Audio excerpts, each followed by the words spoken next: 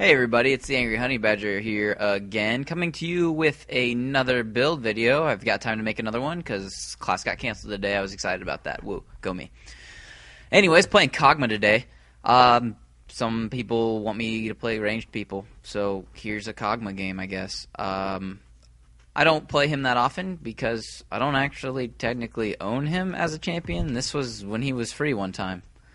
And this actually might be the first time I ever played him. I think it might be. But it's a decent game, and it's a solid build, and it's a build I've stuck with, so I'll share it with you. First off, to start the game, I go with the Dorans Blade. It's just a good item, so... But quickly, you're going to see that we have the solo lane top because they have jungler, and we're going to pick on him, obviously, because he's solo laning, so try to keep him off the experience. I'm doing good damage to him, he thinks he can fight us. And he is going to die very quickly. So, yeah, we got first blood really fast, top. So, Kog'Maw's range is a great advantage in any lane, really, because he has awesome range. So that's definitely going to help. So, Singed looks like he teleported top to take over, because the Rumble apparently does not want to deal with us two.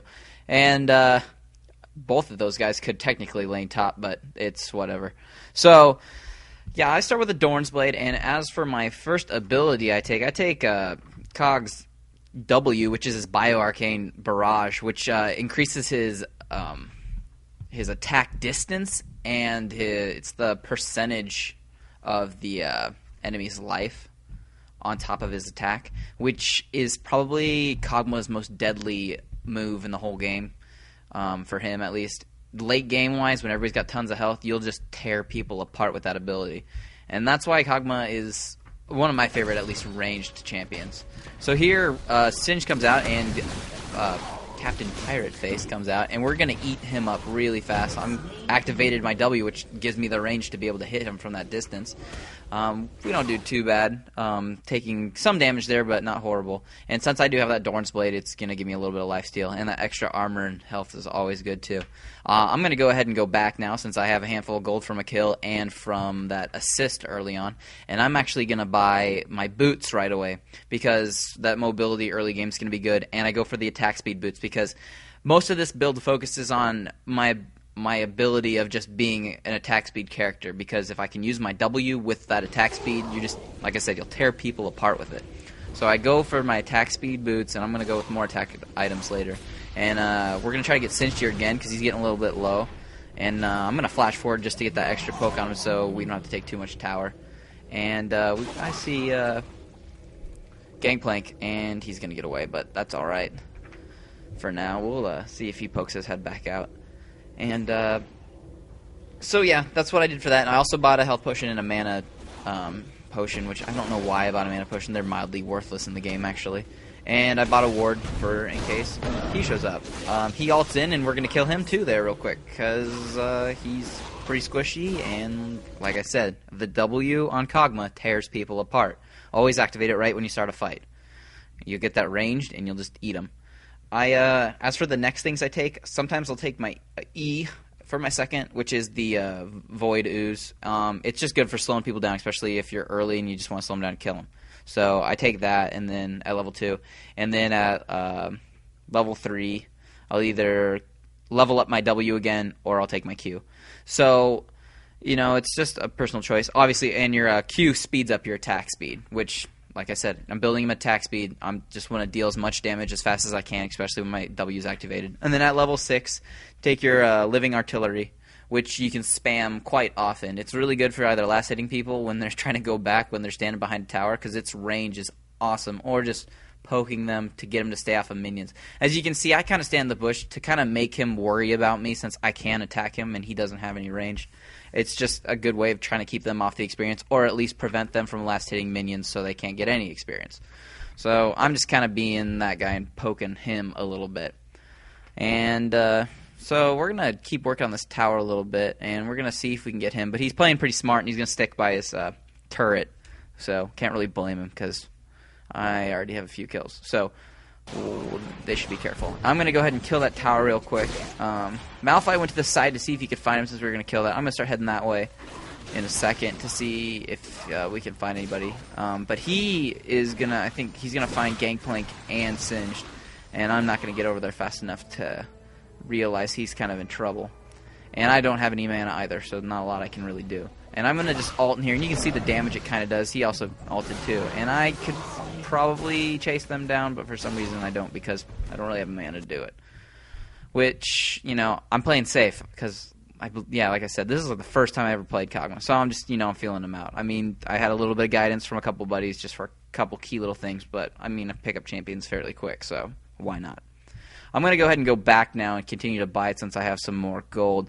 I'm going to start building that bow, and that's going to start going towards my first main key item I get, which is Madreds Bloodrazor. And that is the first main item I will probably always build with them, because that additional percentage of their health as damage done along with your W, it just adds even more of how much damage you do to them. So that is the first key item I really take. It gives you that attack speed, which is also, you know, like the main reason why and how I'm building him. So I'm going to go ahead and build that item. As for my mastery page, it's a pretty standard carry page. It's got your 21-9-0. If you like utility, you can obviously build your 9 towards that, but I go just a little bit of defense, and then almost all of it, obviously, in the offensive tree, just so you can do that extra damage. So that's how I do my mastery page. As for my rune page setup, I go with cooldown glyphs. I go with armor pen marks. I go with, I think I had armor seals for this game, and then attack damage quintessences. It's a pretty solid page. The penetration armor pen marks are really, really good on him since I'm going DPS, and it's just good for any, you know, that type of carry. So that's how I build that for him. So that's a pretty standard rune page setup. You can obviously do a different one or whatever floats your boat, really. A lot of people, well, not a lot of people, but some people like to build Kog'Maw as attack or as AP. I've seen it done. I've seen it done successfully. I see this build style work way more often, though, because it's just kind of a standard and you'll always do damage. But if you don't get your AP built right, or if you're not landing certain abilities with that, you just don't do the damage you want. So I've seen it done both ways really well. I'm lagging here, which is why I'm standing still, which is super awesome. I love lag. Stupid Nebraska internet sucks. But I'm going to go back again. I'm finished that off, so now I'm doing pretty good damage. And I'm just going to, you know, poke around and see what's going on. And I'm not really ganking too much because I'm just trying to keep Singed from getting too much done on that top tower. Plus, I'm just getting fed being up there because nobody's stopping me from doing that. So I'm going to just help push this bottom turret real quick. We'll try to get this destroyed. It's got like no health. I'm just going to run in here and just try to get rid of it real quick. And we're going to go for Tristana, and we're going to do pretty good damage to her, but she's going to flash and do her little boom thing and just get barely killed by him, which is good. So another assist there for us. I don't know why people stick around their turrets when they're going to go down unless they're Mordekaiser or some crazy tank, but just always run away if your turret doesn't have any health. You don't want to pay him basically twice for getting a kill and getting a turret. Just run away. Lose the turret. It's not worth it. So I went back again, and I'm building more attack speed, as you can see, because the next item I'm really building towards is Melody. And solid item to get, just more attack speed, and then just, you know, more damage, and some AP in some of this build. Not a lot, like I said, but a little bit, but mostly just concentrating on attack damage and attack speed. So I utilized my W and my Bloodrazor. So it's really the main things I go for with him. As for the spells I took with Kog'Maw, I took Flash and I took Teleport. I like Flash on ranged characters just because you're not usually the fastest when you're a ranged character, so getting away is quite nice, especially if they get on you. You can either flash through walls or just, you know, be able to get that distance in between you. Here's another fantastic internet moment where I have no control over my character, and I believe my latency is over 15,000, which is just stupid. I hate when I lag. So this is actually my only death of the game. It's to a turret, not even any characters. So yeah, I think since this game, though, I did buy a new wireless card for my computer because I think that was part of the issue, but I died. Fantastic. Love the internet. Someday it will be perfect, but until that day, I must slowly die to turrets, whatever. But I'm going to go back and, because I'm dead, and I'm going to finish off that item, and that's going to help. And with that attack speed, just with that one item and my W, like I said, eat people. That is the main thing to focus on with him, at least in my opinion. That just how you eat people alive. So I'm going to head back around and see what we're all doing. But, yeah. As for more items or other items you could build, I think the next item I start to build in this game is a Wit's End, just because some of the magic damage I'm taking from the team and more attack speed. But we're going to go in here and try to do a little bit of a fight. I'm going to, hit some people. I get thrown around by an ult and start to take some decent damage from a couple ults. But just getting some assists and just trying to support the team.